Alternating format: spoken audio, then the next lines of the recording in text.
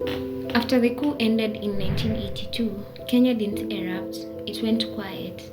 But under the silence, something was growing, because while Moi crushed the rebellion with brutal force, he couldn't kill the memories or the anger that was left behind.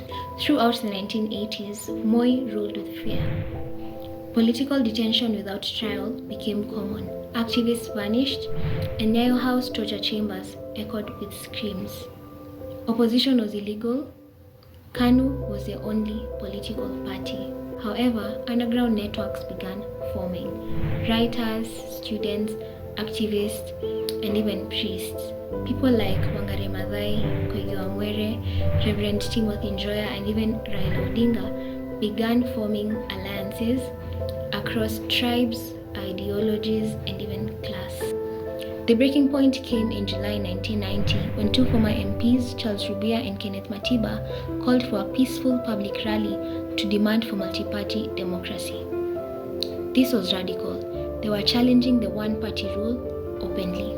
The state panicked, so days before the rally, Moi arrested Matiba and Rubia without trial. But this time, people didn't back down. So on July 7, 1990, commonly referred to as Sabasaba Day, Kenyans took to the streets. Protests erupted in Nairobi, Kisumu, Mombasa, Nakuru, and other towns. Police opened fire, killing dozens. Hundreds more were injured or arrested. Still, day after day, protesters showed up. It wasn't just activists, ordinary people joined in. Traders, mothers, students, even some clergy. This went on for about 5 to 7 days, and for the first time, the streets spoke louder than the regime. What was Moi's reaction, you ask? He tried everything in his playbook. Mass arrests, curfews, media blackouts, even torture. But the world was watching. The Berlin Wall had fallen, Cold War politics were shifting, and Western donors were linking aid to human rights.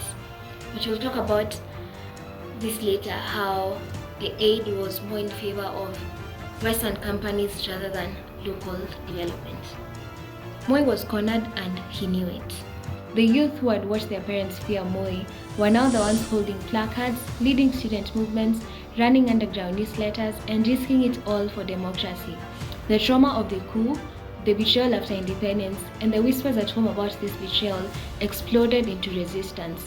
Freedom, just a word, was now a cry echoing through the streets. Since the resistance would not die, the state made some concessions. In 1991, Kenya repealed Section 2A of the Constitution, ending the one-party rule, and multi-party democracy was officially back. However, intimidation did not actually end. In the 1992 and 1997 elections, opposition leaders were harassed and ethnic violence was stoked to divide protesters. However, people had crossed a line and they would not go back. Those years from the coup to the Sabasaba protest birthed a new kind of Kenyan, more united and fearless. They weren't fighting for just a vote, they were fighting for dignity and the soul of the nation. The road to freedom had never been smooth, but people had tasted their own power and they weren't going to let go. In the next episode, we'll look at the price the people had to pay for political awakening, how freedom came with blood and betrayal, but also belief. This is Threads of Freedom.